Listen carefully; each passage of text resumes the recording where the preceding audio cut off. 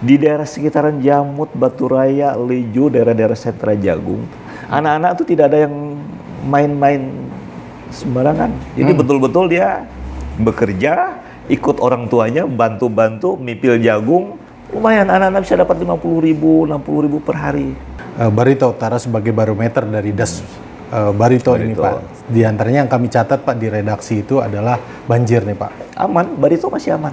Tapi anak sungainya yang meluap sedemikian rupa, sehingga itu menyebabkan banjir di beberapa tempat yang kemarin pada saat sungai meluap dia belum banjir. Ya, indikator makro kita itu semakin meningkat. Capaian pertumbuhan ekonomi kita harapannya naik.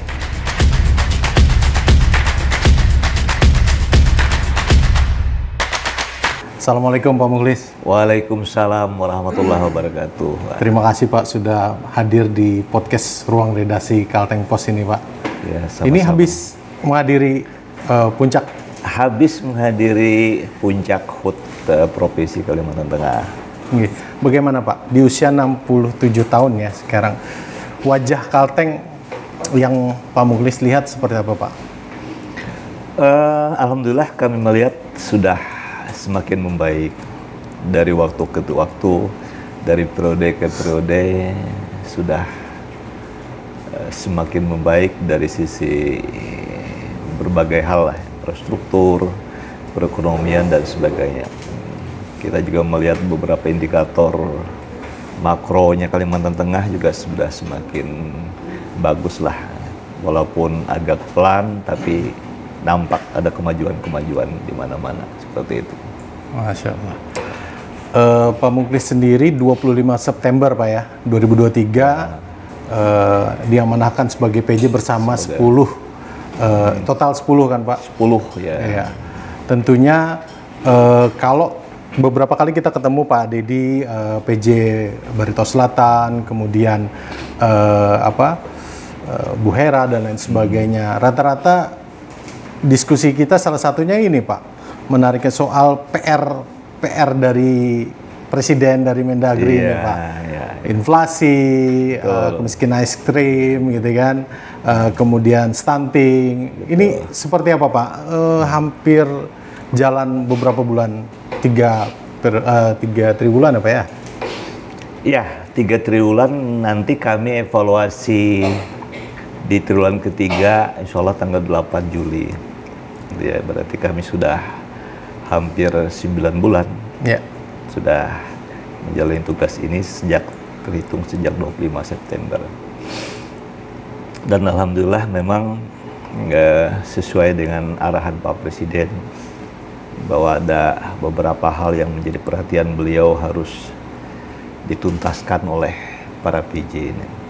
Samping mengamankan pelaksanaan Pilpres Pileg, kemudian juga suksesi pilkada nantinya hingga akan terpilih pemimpin baru, kita juga ditugaskan dengan hal yang prioritas menyangkut isu nasional. Yang pertama itu adalah stunting, kemudian juga kemiskinan ekstrim, dan kemudian juga inflasi. Ada beberapa yang lain-lain, cuman tidak terlalu banyak Indikator-indikator lainnya yang gitu Pak ya? menjadi perhatian. 3 itulah yang lebih banyak. Alhamdulillah Barito Utara itu dengan kepemimpinan sebelumnya sudah meletakkan dasar yang kuat, sehingga kami pun menjalankannya lebih mudah, lebih lancar dalam pelaksanaannya.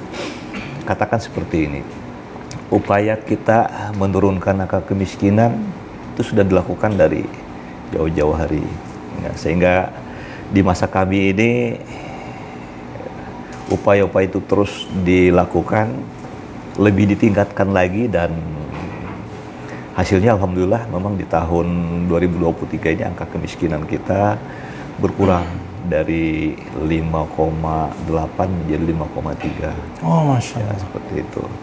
Dan posisinya berada pada angka sekitar 7.140 orang lah yang masih dianggap miskin karena mereka berpenghasilan kurang dari 600.000 per bulan. Nah, tapi selebihnya sudah relatif dikatakan lebih sejahtera, sudah di atas garis kemiskinan. Itu menyebar tuh di seluruh. Menyebar, jadi merata di seluruh kecamatan dan desa di Barito Utara. Itu dari sisi kemiskinan. Kemudian dari sisi stunting, kita tahun lalu di 2022 berhasil menurunkan stunting dari angka 28,9 menjadi 19,8%. Jadi ada sekitar 9% lebih penurunan. Signifikan sekali itu, Pak ya. Nah, kemudian di 2023 ini kita juga berhasil menurunkan stunting dari 19,8 tadi menjadi 15,3. Turun Ya, lagi. ada sekitar 4,3% penurunan angka stunting. Nah, sehingga di Barito Utara itu dibandingkan wilayah Kalimantan Tengah yang lain, kita menduduki urutan ketiga terendah stuntingnya setelah Gunung Mas dan Lamandau. Ya, alhamdulillah dengan capaian itu kita berharap bahwa nantinya sesuai target Pak Presiden dari PJMN bahwa stunting itu harus turun berada pada posisi angka 14% di 2024. Kita berharap bahwa 2024 berjalan ini nanti penurunan itu kalau bisa kita kejar di angka 4% atau 5%, nah berarti kita sudah bisa melampaui angka nasional. Nah, bisa mencapai angka 10% lah stunting kita. Nah, karena itu ini juga yang terus digenjot, dikembangkan dengan berbagai program. Kita menyiapkan anggaran untuk anak-anak stunting kita 900.000 per orang per bulan disiapkan. Dan kemudian juga yang tidak kalah penting memang upaya-upaya sebelumnya. Jadi mulai orang mau kawin saja udah di ini dulu, sudah diperiksa, dicek, nah, kemudian diberikan vitamin, tambah darah dan sebagainya. Bukan setelah anak lahir saja. Bukan gitu, setelah anak lahir, dari sebelumnya udah dimulai. Nah, karena memang hal-hal itu ternyata punya pengaruh yang besar terhadap prevalensi stunting yang ada. Karena itu kalau dimulai dari awal, dari hulunya, harapannya nanti pada saat dia lahir sudah kondisi udah normal, tidak stunting. Nah, kemudian yang kami lakukan juga adalah membuat keputusan Bupati terkait dengan program anak asuh, bapak asuh anak stunting. Oh, jadi ada orang tua asuh. Ya, baas ataupun ibu asuh anak stunting. Nah, kami bagi-bagi itu. Siapa Pak? Kadis-kadis atau? Ya, semua kepala dinas nanti ini dapat berapa orang. Kemudian juga Porkompimda juga sama kita bagi, ibu-ibu PKK-nya juga ada kita bagi. Nah, sehingga paling tidak mereka itu sama-sama berperan. Jadi sinergisitas bareng-bareng? Ada sinergisitas. Kami juga bahkan melibatkan dunia usaha. Jadi perusahaan ini nanti dia bantu minimal di wilayah dia ada beberapa anak stunting nanti ditangani. Seperti itu. Nah, sehingga sinergisitas itu yang lebih mempercepat penurunan angka stunting di wilayah Barito Utara. Ini menarik sekali Pak. Kenapa? Dalam catatan kami di Kalteng Pos sendiri, beberapa kabupaten yang lain tanpa saya sebutkan cukup memiliki tantangan sendiri Pak dalam hal udah sempat turun, naik lagi dan lain sebagainya seperti itu. Dan ini sementara ini angkanya progresnya Masya Allah terus turun. Kita ini turun terus. Nah, karena itu kita juga tidak boleh lengah ternyata. Bahwa angka stunting boleh jadi karena dia tidak diukur pada saat orang yang sudah diukur itu tidak, tapi dari kelahiran baru.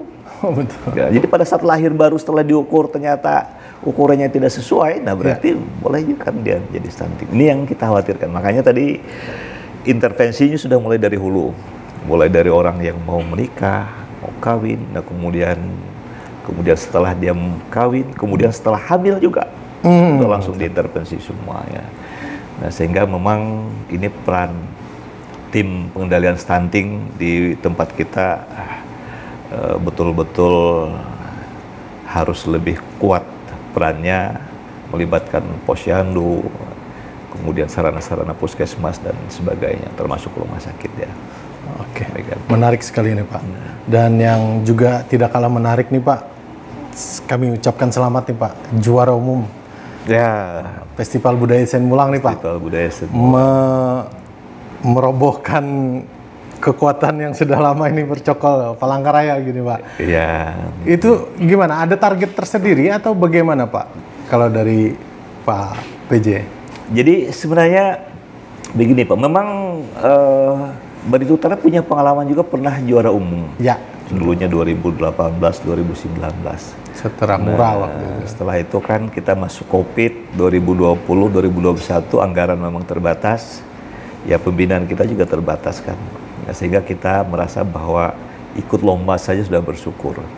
Nah 2024 ini alhamdulillah kita ini dianugerahi anggaran yang cukup lah bahasanya itu walaupun tidak berlebihan. Nah, sehingga kami support semua kontingen anak-anak kita mulai dari pembinaan sampai kepada keberangkatan dan pulangnya. Ya. Itu kita tekankan kepada mereka bahwa kita jangan terlalu ambisi untuk menang, tapi tampil yang terbaik. Itu kita sampaikan dengan semuanya. Kalau kita terlalu ambisi untuk menang, kita bisa sakit hati, jadi beban. Tapi kalau kita menyajikan tampilan yang terbaik, ya paling tidak halayak akan melihat bahwa kita tampil baik, bisa memberikan yang terbaik untuk masyarakat Kalimantan Tengah, itu bahasanya. Terbukti 18 medali Pak, 9 emas, 9 emas, 6 perak. ada 6 perak dan yang lain-lainnya. Alhamdulillah lah itu ya berkat apa namanya anugerah Allah Subhanahu wa taala juga, sehingga kawan-kawan kami bisa semangat ikut lomba dan juga apa namanya diberikan tetap kesehatan sepanjang pelaksanaan lomba, sehingga lombanya bisa diikuti secara lancar. Terima kasih Pak. Pak, tadi Bapak bilang baru 9 bulan. Dan amanah ini kan sebagai PJ ini kan sebenarnya kalau bisa dibilang tugas nih Pak ya. Ya. Yang secara ini kan Bapak juga sebenarnya di pemerintahan sebagai Betul, sekda gitu kan. sebagai sekda. Sekarang dapat tugas ini. Artinya kan begini Pak, amanah ini singkat waktunya Pak. Tentu ada capaian-capaian, target-target dan sebagainya. Dan salah satunya kan yang cukup digadang-gadangkan adalah Barito Utara menjadi barometer di Das Barito. Paling tidak itu Pak ya. Betul. Lebih skup luasnya Kalimantan Tengah seperti itu Pak.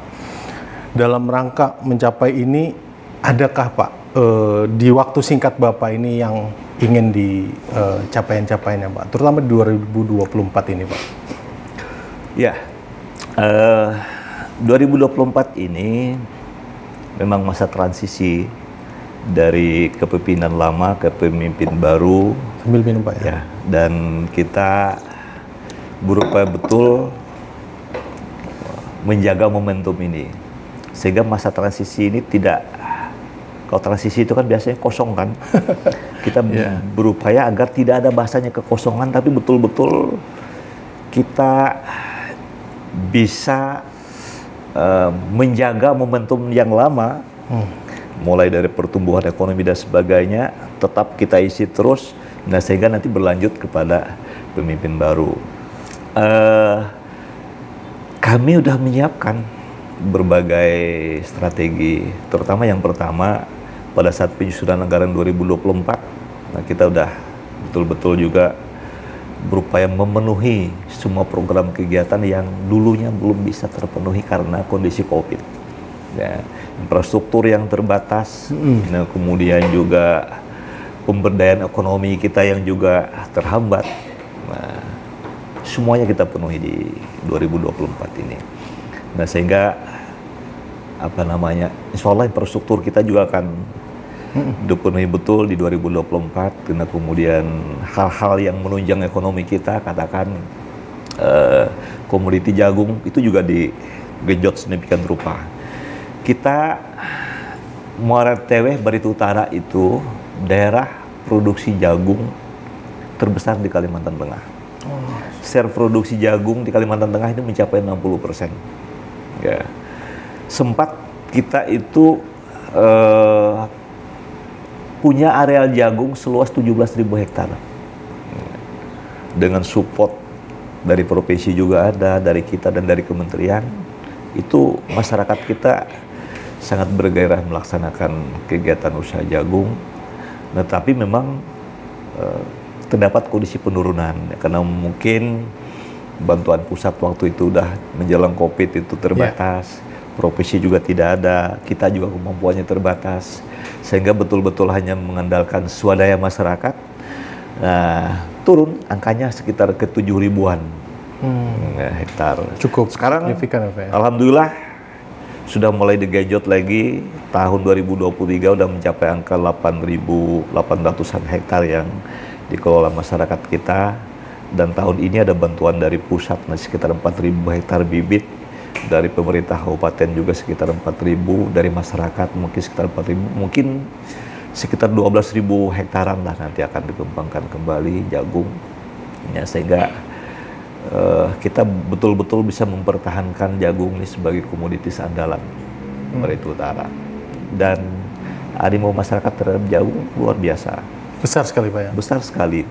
Pasarnya, Jadi, Pak? Pasarannya, Pak? Pasarnya memang sementara ini masih di kabupaten tetangga. Kita jualnya di pabrik kompit Plehari. Ya. Harga bagus, Pak, ya? Harga bagus. Kemarin harga tinggi mencapai 8.000 per kilogram atau 8 juta per ton. Hasil masyarakat itu rata-rata sekitar 6 ton, 7 ton per hektar. Wah, besar banget, Pak. Jadi lumayan kalau mereka ambil dapat 6 ton saja per hektar itu mereka dapat. Itu masa panen sekitar? Iya, masa panen 3 bulan. 3 bulan, 6 Ya. apa? Wih, besar sekali, Pak. Besar sekali, Pak. Jadi kalau mereka bisa 2 kali setahun saja, nah mereka kan bisa panen sampai 12 ton kan per hektarnya. Iya. Nah, kalau mereka punya 3 hektar, berarti ada 36. Kalikan 8.000, 8 juta, luar biasa. Jadi petani kita udah mulai kaya sekarang, ya, petani jagung. Dan dampak sosialnya tinggi terhadap peningkatan ekonomi. Di daerah sekitaran Jamut, Batu Raya, Leju, daerah-daerah sentra jagung, anak-anak tuh tidak ada yang main-main sembarangan. Jadi betul-betul dia bekerja, ikut orang tuanya, bantu-bantu mipil jagung, dapat upah 500 per per tongkol. Iya. Lumayan, anak-anak bisa dapat 50.000, 60.000 per hari. Nah, sehingga tidak ada pengangguran di wilayah itu ya, karena anak-anaknya terserap. Jadi dampak ekonominya sangat besar sekali, dampak Pak. ekonominya sangat besar. Oke. Karena bagusnya, ya, sehingga ada beberapa karet ditebang, jati juga ditebang untuk pengembangan wilayah-wilayah jagung di sana. Ada sebagian kakao juga ditebang. Udahlah, kakao sekarang harganya membaik lagi kan itu. Cuman itu, Pak, fluktuatif kan jadinya dia. Ya, itu saja yang kadang-kadang memang berarti masih jagung relatif stabil betul gitu, Pak, ya? Sekarang agak turun. Sekarang agak turun, tapi masih tidak joplang seperti karet kan, ya, Pak? Kalau karet kan harganya masih di ambang batas nilai petani lah, seperti itu, Pak. Artinya kan ada sejumlah dengan anggaran yang alhamdulillah membaik di 2024 ini, ada sejumlah target capaian dan sebagainya, Pak, ya. Tapi tentunya ada tantangan-tantangan juga nih, Pak. Kalau ingin mencatatkan Barito Utara sebagai barometer dari Das Barito ini, Pak. Di antaranya yang kami catat, Pak, di redaksi itu adalah banjir nih, Pak. Betul. Wah, itu kan jadi PR juga nih, Pak. Betul. Tercatat awal tahun 2024 aja ada 43 desa yang sempat kerendam seperti itu, Pak. Belum lagi kalau di kota sendiri, Pak, masih genangan-genangan masih. Kalau hujan berlebih masih, Pak. Tidak juga. Memang juga, kemarin itu ada kejadian waktu beberapa hari yang lalu. Ternyata itu betul sebagaimana disampaikan BMKG bahwa hujan 6 jam itu setara dengan curah hujan selama 1 bulan. Iya, volumenya betul. Volumenya. Nah, sehingga seberapa besar pun selokan kita, dia tidak akan bisa nampung. Ya, mau nggak mau kita tunggu aja, turun aja lah. Dalam 1 jam 2 jam dia akan turun. Karena memang curah hujan yang terlalu tinggi. Kalau curah hujannya normal, tidak akan terjadi demikian. Ya, karena memang kita sudah memperbaiki infrastruktur, saluran dan sebagainya. Nah, kemudian juga kanal-kanalnya sudah dibenahi sedemikian rupa. Untuk daerah-daerah, Pak, di desa-desa, Pak, upaya-upaya dan strategi yang akan dan sudah dilaksanakan seperti apa Pak? Dalam rangka Banjir ini, banjir ini. mengatasi Ya memang di tahun ini sampai dengan sekarang ada 4 kali banjir Pak. Ya jadi yang pertama di awal-awal tahun, nah kemudian ada lagi banjir yang kedua selang beberapa bulan, kemudian ada juga selang beberapa minggu, ada 4 kali. Dan dari 4 kali itu ada yang memang kiriman betul-betul dari hulu. Oke. Tapi ada juga yang dari anak sungai kami Pak. Oh, oke. Ya, Luapan berarti? luapan dari anak sungai. Anunya sudah aman, Barito masih aman. Tapi anak sungainya yang meluap sedemikian rupa, nah sehingga itu menyebabkan banjir di beberapa tempat yang kemarin pada saat sungai meluap dia belum banjir. Ya. Tapi ini sungai aman, dia banjir sendiri. Nah, itu kondisinya. Oke. Itu juga tentu PR dari kami. Yang pertama memang kita terus berupaya untuk menjaga lingkungan dengan terus membersihkan daerah permukaan air, ya, anak-anak sungai dan sebagainya, sehingga tidak ada sumbatan-sumbatan, harapannya demikian. Dan tentu edukasi kepada masyarakat juga agar tidak membuang sampah sembarangan di sungai selalu dilakukan. Upaya ini berbarengan dengan pengelolaan lingkungan hidup kita. Kita buat tempat pembuangan akhir di beberapa titik di kecamatan. Hanya ada satu kendalanya, bahwa TPA itu hanya boleh ada satu. Kalau kita bikin 2, tapi dalam kondisi yang tidak sanitary landfill, itu akan mengurangi nilai pengolahan lingkungan. Betul. Harapan kita untuk dapat di pura susah. Ya, karena biasanya kalau dibangun di kecamatan ya sifatnya tentu hanya timbun bakar seperti itu. Padahal kebutuhan sementara memang seperti itu. Tidak ada cara lain ya. Penting ada peralatan, kumpul. Yang penting mereka tidak membuang sembarangan di sungai. Karena kalau membuang di sungai otomatis memang akan terjadi pendangkalan dan ya, otomatis lah. Banjir seperti itu akan lebih mudah membanjiri masyarakat.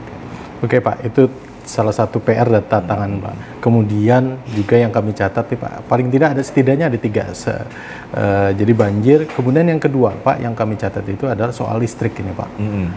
Capaian kelistrikan di Barito Utara kan juga masih kalau data koreksi saya kalau salah Pak sekitar baru 85% Pak. Betul. Dan dianggarkan lagi nih di 2024 dari sejumlah desa untuk bisa masuk. Itu seperti apa Pak? Kondisi listrik seperti Jadi kondisi kelistrikan itu angka 80% itu dari Silakan, Pak, PLN ya.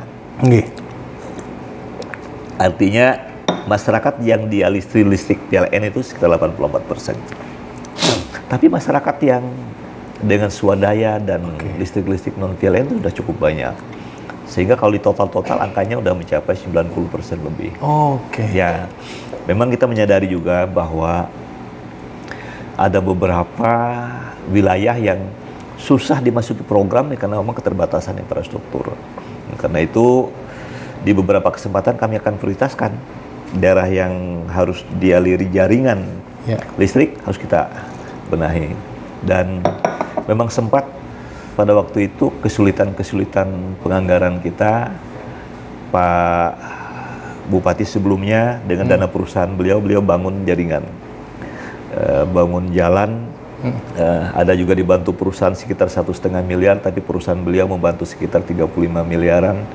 Nah, sehingga jalan itu bisa dilalui oleh jaringan listrik. Alhamdulillah di ring 1 wilayah Lahe itu udah terpenuhi semua. Tapi yang lain-lain ya memang tetap kita anggarkan dari kabupaten. Jadi intinya mana daerah-daerah yang susah ditembus oleh jaringan PLN ya kita bantu. Kita harus bangun jalannya. Walaupun jalan itu sebenarnya hanya untuk menghubungkan tiang. Padahal penduduknya tidak ada sebenarnya ya. Cuma di sana jauh ada penduduk. Mau tidak mau infrastrukturnya Pak ya? Bangun infrastruktur itu. Tidak mungkin juga kita hanya letakkan tiang saja, tapi harus tetap ada jalannya. Itu untuk mempermudah perawatan oleh pihak PLN sendiri. Ini yang jadi kendala kita. Jadi kadang-kadang kita sudah siap, nah tapi ternyata PLN juga kadang-kadang anggarannya belum turun. Nah itu bahasanya. Nah, kita harus tetap bersabar, sehingga masyarakat kita juga kita ajak bersabar juga. Kadang-kadang masyarakat itu Pak, kita ini penghasil gas. Kita menyuplai gas untuk listrik kemana-mana nih. Mulai ke Kalsel, ke Kaltim juga ada, ke kabupaten lain. Tapi kenapa tempat kita? Nah itulah kondisinya. Memang kita harus siapkan infrastrukturnya. Oke. Selain listrik Pak, juga yang tidak kalah ini pasti ujung-ujungnya ke telekomunikasi Pak. Telekomunikasi. Ya kan Pak, blank spot. Blank gitu. spot. Karena sekarang kan di Barita Utara sendiri kan aplikasi-aplikasi pemerintah kan sudah sangat masif gitu Pak. Sudah sangat masif. Ya betul Pak. Jadi memang kita sekarang dituntut untuk menggunakan berbagai aplikasi itu dalam rangka memudahkan pelayanan masyarakat. Kami hadir sudah pakai pindai wajah, sudah geolocation sudah pakai itu. Tapi memang ada kesulitan. Guru-guru kita di beberapa tempat ya kesulitan. Yang blank spot. Kadang-kadang ada keluhan, Pak kami gimana? Kami ngurus ini aja ya. Jangan kita bilang, masih ada pengecualian. Artinya dalam rangka pelayanan masyarakat, nah tentu penggunaan aplikasi ini penting, tapi tidak juga harus menghambat pelayanan mereka pada saat mereka tidak punya jaringan. Karena itu boleh kan mereka manual. Ada beberapa yang masih terbatas jaringannya, kita perkenankan manual seperti itu untuk laporan kinerja dan juga absennya. Nah, terkait blank spot itu sendiri sebenarnya target RPJMD 2023 itu udah harus 0% blank spotnya. Target di 2003 sebetulnya Pak. Hanya saja memang upaya yang kita lakukan kan lebih banyak koordinatif Pak. Kita koordinasi dengan penyedia, vendor, baik Telkomsel, Telkom, Indosat dan sebagainya. Itu yang kita lakukan.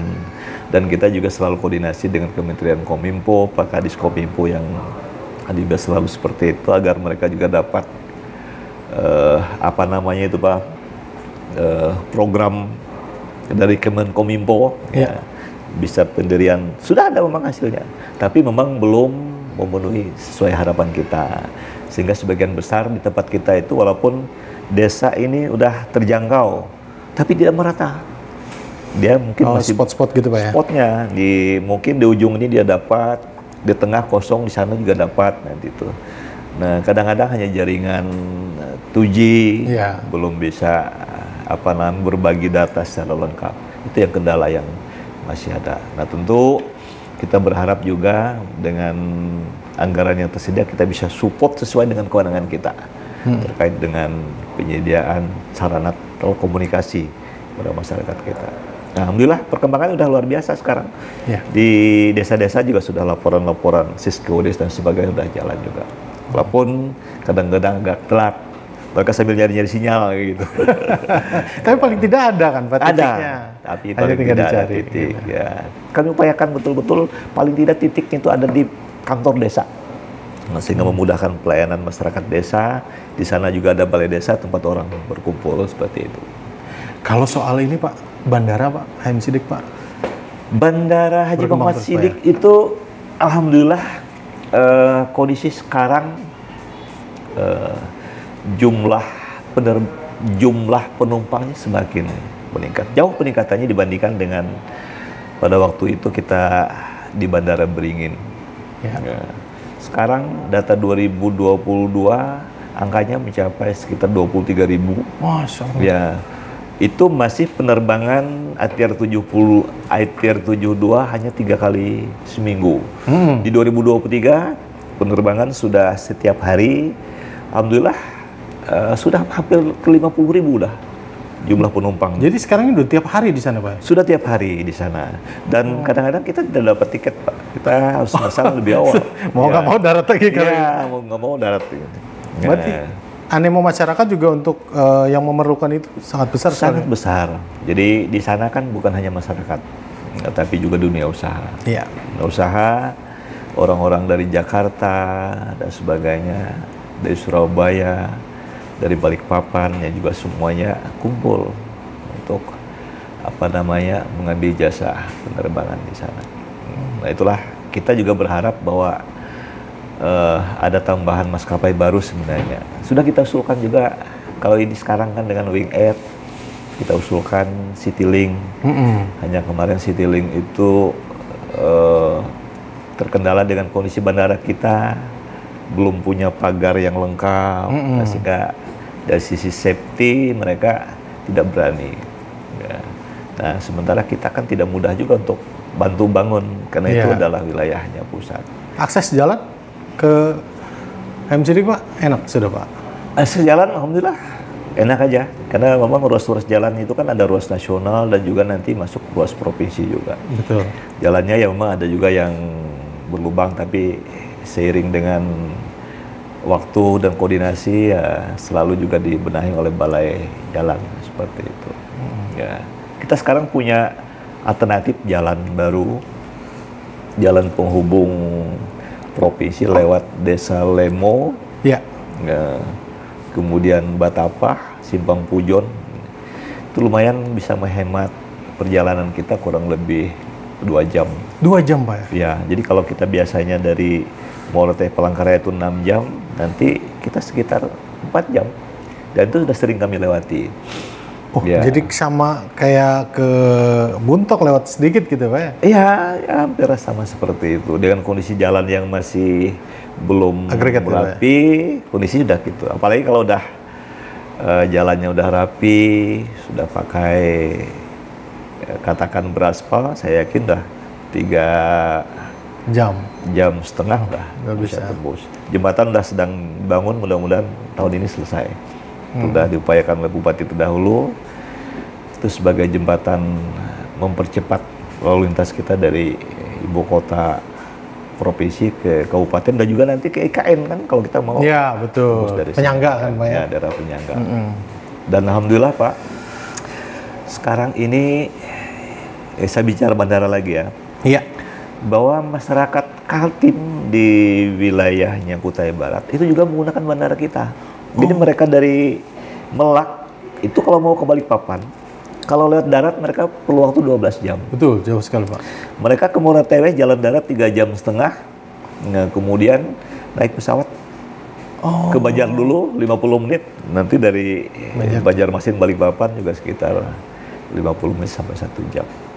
Nah, sekarang makanya jadi pilihan mereka juga Pak? Pilihan mereka. Jadi kami juga gembira sekarang ada kabarnya bahwa Wing Air juga akan membuka juga satu lagi penerbangan ke Balikpapan. Minimal untuk mengurangi. Oh jadi nggak perlu ke Banjar lagi langsung? Ya, mengurangi apa namanya kelebihan penumpang yang agak sulit. Kan orang ini mau ke Balikpapan ke Banjar dulu dia. Iya, betul. Jadi sehingga mempersulit juga orang yang mau ke Jakarta lewat Banjar terlalu penuh. Ya pesawatnya seperti itu. Jadi ini semakin meneguhkan Barito Utara sebagai barometer das Barito ya. Amin, mudah-mudahan Pak. Dan di 2024 nih Pak, salah satu yang menarik kita lihat ini ada sebagai ini Pak, sebagai penghobi bulu tangkis ini gitu kan, ada visi untuk mewujudkan GOR di setiap kecamatan ini informasinya Pak. Betul Pak, jadi memang keinginan itu sudah lama, sejak Pak Bupati sebelumnya juga seperti itu. Hanya kan karena kondisi keuangan terbatas, kita tidak bisa mewujudkannya. Alhamdulillah di 2024 ini, samping infrastruktur, pendidikan, kesehatan, ekonomi udah terpenuhi. Betul. Nah, kita kembangkanlah, olahraga ini kan penting. Sehat Pak? Ya, sehat itu penting, sehat juga bagian dari gaya hidup masyarakat kita, karena itu kita memang kembangkan. Di semua kecamatan akan dibangun gedung olahraga yang fungsinya bukan hanya sebagai tempat olahraga, tapi juga sebagai tempat pertemuan umum. Betul, multifungsi jadinya Pak ya? Multifungsi. Kita upayakan juga nanti ada mini soccer di setiap kecamatan. Wah, nah, biar orang semua bergairah. Kan? Mini soccer hadir di kecamatan. Hadir di kecamatan, harapannya seperti itu ya. Oke. Ya. Pak, Juni ini bulan depan ini HUT nih Pak, ke-75 Barito Utara Pak. Ya. Apa ada agenda khusus ke Pak di 75 ini Pak? 75 tahun Barito Utara. Ya, yang pasti kita akan berupaya agar indikator makro kita itu semakin meningkat. Capaian pertumbuhan ekonomi kita harapannya naik. Dari kemarin dulu kita sempat min 2,8 pada saat 2020. Pelan-pelan kita bisa naik kemarin 2,3, naik lagi ke 5, sekarang naik ke ke 6,3%. Ya tentu harapannya nanti seiring dengan kondisi ekonomi yang membaik, kita akan tumbuh di sekitaran 7%. Yang pertama, dengan angka PDRB atas dasar harga berlaku, kita sudah mencapai 14 triliun lebih. Seperti itu. 14 triliun, Pak. Ya, kemudian kita juga berharap pengembangan sumber daya manusia kita akan semakin meningkat. Alhamdulillah ITM kita sejak beberapa tahun terakhir ini sudah masuk di angka baik, artinya di angka 70 lebih. Ya. Nah, sekarang posisi kita udah berada pada angka 71. Ya memang kita tidak bisa menyamai Palangkaraya. Palangkaraya itu kan ibu kotanya provinsi. Di sana tempat para doktor, profesor ada di sana. Universitas semuanya di sana. Sehingga rata-rata lama sekolah orang sudah di perguruan tinggi. Kalau kita angka rata-rata lama sekolah kita berada pada angka 8,3. Hanya pada angka SMP kelas 2. Nah itu. Tapi itulah kondisi di kabupaten. Nah, karena itu kita terus genjot, kita tingkatkan. Dan kita juga di tahun ini menyiapkan beasiswa juga untuk masyarakat-masyarakat kita yang tidak mampu. Kesehatan gratis juga, Pak, ya? Disiapkan, bahasanya bukan gratis, tapi ada subsidi dari kita. Oh, subsidi, Pak. Jadi sekitar 10 juta per orang per tahun disiapkan. Nah, tentu dengan berbagai kriteria. Tadi tidak mampu kan, tapi dia punya kapasitas, kemampuan, intelijensi yang bagus, dan dia berada pada wadah daerah-daerah di desa-desa. Harapan kita memang ada sebaran sarjana-sarjana di desa. Paling tidak ada 1, 2, 3 bertahap di desa itu akan ada semua sarjana. Paling tidak ITM kita akan semakin meningkat. Nah, seperti itu, Pak. Oke, terakhir mungkin Pak, pesan buat masyarakat Barito Utara nih Pak, di momen HUT ke-75 Kabupaten Barito Utara yang akan sebentar lagi di bulan depan, seperti apa Pak? Ya, jadi kita berterima kasih masyarakat Barito Utara selama ini merupakan masyarakat yang majemuk, sangat menghargai kerukunan, menghargai toleransi, sehingga tidak ada cerita-cerita intoleransi di Barito Utara. Itu harus tetap kita pertahankan sedemikian rupa, ya, sehingga yang pertama selalu tercipta kondusivitas dari dunia usaha di wilayah kita. Nah, kalau dunia usaha kondusif, berarti akan semakin meningkatkan kelancaran produksi masing-masing dunia usaha. Nah, tentunya akan memberikan dampak positif bagi masyarakat kita. Masyarakat kita akan bisa bekerja di sana, dan tentu harapannya akan meningkatkan kesejahteraan masyarakat kita. Kita jaga terus persatuan dan kesatuan, jangan ada isu-isu terkait dengan intoleransi dan sebagainya, apalagi menjelang pemilihan kepala daerah. Kita kemarin alhamdulillah aman, pilpres pileg aman berjalan. Begitu juga nanti pada saat pilgada, demikian juga harapannya. Nah, sehingga kalau dia sudah aman, orang kan mudah bekerja. Siapapun akan melihat bahwa kita ini bisa menerima siapapun, orang akan mudah datang ke Barito Utara. Dan kalau orang akan mudah datang Barito Utara, berarti mereka akan berinvestasi dan ekonomi akan tumbuh di sana, dan otomatis akan meningkatkan kesejahteraan masyarakat di Barito Utara juga. Ya. Terima kasih Pak Mukhlis, Pak PJ, sekali lagi atas waktunya untuk bisa hadir di podcast Ruang Redaksi. Kami doakan Pak Barito Utara betul-betul menjadi barometer di Das Barito. Amin. Terima kasih Pak. Assalamualaikum warahmatullahi wabarakatuh. Waalaikumsalam warahmatullahi wabarakatuh.